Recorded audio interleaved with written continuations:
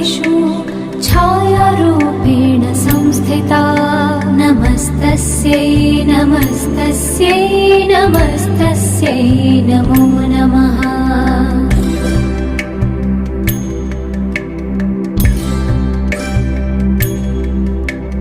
या देवी सर्वभूतेषु शक्तिरूपेण संस्थिता नमस्तस्यै नमस्तस्यै नमस्तस्यै नमो नमः।